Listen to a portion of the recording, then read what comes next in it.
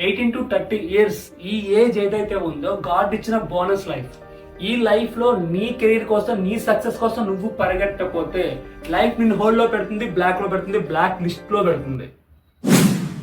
Welcome back Srinivas true stories. Thank you guys. మీరు నాకు ఇచ్చిన ఈ వాల్యుబుల్ టైం ని నేను సదా మీకు రుణపడే ఉంటాను. సో మీరు నాకు ఇచ్చిన ఈ ట్రస్ట్ ఏదైతే ఉందో అండ్ మిమ్మల్ని నేను ఎప్పుడు డిస్పాయింట్ చేయను. నాకు తెలిసిన కంటెంట్ ఏదున్నా మీ ముందు తీసుకొచ్చేలా ప్రయత్నిస్తాను. ఈ రోజుల్లో యూత్ అందరూ చాలా బిజీ. లైఫ్ని, కెరీర్ని బిల్డ్ చేసుకునేలా కాదు, ఇన్స్టాగ్రామ్ స్క్రోల్ చేయడంలో దొరికే అమ్మాయి ఉంటుంది కదా, అరే ఈ అమ్మాయి బాగుంది, ఒక లైక్, ఒక కామెంట్, వీలైతే ఒక చాట్. అయ్యా ఏం కాదు, అమ్మాయి నీకు రిప్లై ఇస్తుంది, నీతో మాట్లాడుతుంది. బట్ అమ్మాయి నేను లవ్ చేసిన తర్వాత నువ్వు అమ్మాయితో కలిసి ఉండాలి కదా, అప్పుడేంటి ఇలానే రీల్స్ స్క్రోల్ చేసుకుంటూ ఉంటావా ఏంటి? అరే ఒక్క రీల్ వైరల్ అయితే చాలు, నువ్వు హీరోలా ఫీల్ అయిపోతావు. ఎవరో అన్నోన్ పర్సన్ లైక్ కోసం నువ్వు ఎంత తాపత్రయ పడుతున్నావు. నువ్వు నీ చుట్టూ ఉండి సొసైటీ ఏదైతే ఉందో ఆ సొసైటీలో ది బెస్ట్ గా, వాళ్ళు ది బెస్ట్ అంటే చాలు, అదే నీ సక్సెస్. గైస్, సోషల్ మీడియాని జస్ట్ ఒక ఎంటర్టైన్మెంట్ మాత్రమే అనుకోండి, దాని లైఫ్ లో అసలు అనుకోవద్దు. ముఖ్యంగా ఉదయం నుంచి నైట్ వరకు దండయాత్ర అస్సలు చేయకండి, ఎందుకంటే అది మీ కెరీర్ కాదు, ఇది స్టోరీ కాదు. ఈ జనరేషన్ ఫేస్ చేస్తున్న నిజం. లైఫ్ని నువ్వు ఫ్యూచర్ అనుకుంటే లైఫ్ నీకు ఒక లెసన్ లాగా మిగిలిపోతుంది. జాబ్ రాకపోతే సొసైటీ తిరుగుతుంది, మనీ లేకపోతే రిలేటివ్స్ తిడతారు, కానీ టైం వేస్ట్ చేస్తే నేను ఎవరు తిట్టారు. రీజన్ ఏంటంటే నీకు నువ్వే తిట్టుకోవాలి ఒక టైం అయిపోయిన తర్వాత. నిద్ర లేచి ఫోన్ పక్కన పెట్టి నీ ఫ్యూచర్ కోసం, నీ కెరీర్ కోసం ఫైట్ చేయి. ఎందుకంటే మళ్ళీ ఏజ్ రాదు, ఈ గోల్డెన్ డేస్ నీకు రావాలన్నా రాదు, ఈ టైం మళ్ళీ రాదు. సో ఈ time your golden time. Career ఒక రెస్పాన్సిబిలిటీ.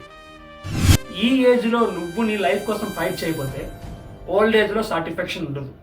పెరుగుతున్న ఈ పాపులేషన్, వస్తున్న ఈ కాంపిటీషన్కి నువ్వు వన్ అండ్ ఓన్లీ కింగ్డమ్లో ఉండాలంటే, ఈ కింగ్డమ్కి నువ్వు ఒక చక్రవర్తిలా ఉండాలంటే, ఒక రూల్ చేయాలంటే పరిగెడుతూనే ఉండాలి, ఎక్కడ ఆగకో. సో ఫైనల్గా ఇన్స్టాగ్రామ్ అయినా, యూట్యూబ్ అయినా, స్నాప్చాట్ అయినా, ఏదైనా కూడా నీకు ఒక ఎంటర్టైన్మెంట్గానే ఉండాలి, కానీ నీ కెరీర్లో మాత్రం అవ్వకూడదు. సో వెళ్ళు, ఎంజాయ్ చేయి, దాన్ని వదిలేసి నువ్వు పరిగెట్టని చెప్పను. దానికంటే ఒక షార్ట్ టైం పీరియడ్ ఇవ్వాలి. సో ఆ పీరియడ్లోనే ఏదైతే ఉందో నీ టైం బట్టు, అంతేగాని ఆ టైంని నీ కెరీర్లో స్విచ్ చేసుకుంటే.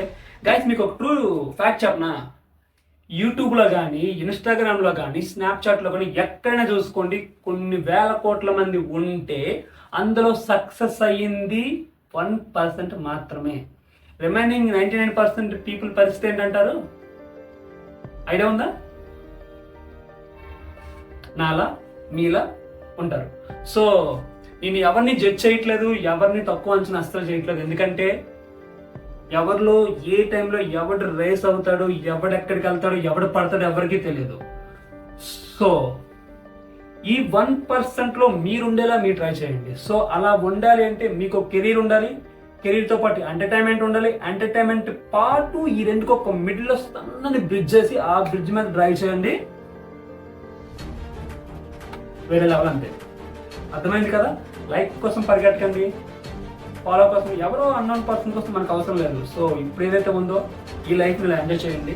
ఎంజాయ్ చేస్తూ పాటు మీ కెరీర్ని బిల్డ్ చేసుకోండి, మీ స్కిల్స్ని బిల్డ్ చేసుకోండి, ఇంప్రూవ్ చేసుకోండి. సో ఎందుకంటే వస్తుంది, నార్మల్ ఇయర్ కాదండి, 2026.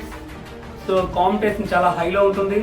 సో దానికి బీ ప్రిపేర్గా ఉండండి. నేను రోడ్డు మీదకి వెళ్ళి రీల్స్ చేసుకుంటా, ఇంట్లోకి వెళ్ళి రీల్స్ స్క్రోల్ చేసుకుంటా అంటే టైము మిమ్మల్ని అలా పక్కన నుంచి పడేస్తాను. నేను చెప్తున్న ఈ కంటెంట్లో 0.0001% అయినా కూడా మీకు యూస్ అయితే ఈ ఛానల్కి అదే పెద్ద గుర్తింపు. సో ప్లీజ్ ఇలానే మీ సపోర్ట్, మీ ఆశీస్సులు రావాలని మనస్ఫూర్తిగా కోరుకుంటున్నాను. Thank you so much. జై హింద్, జై భారత్.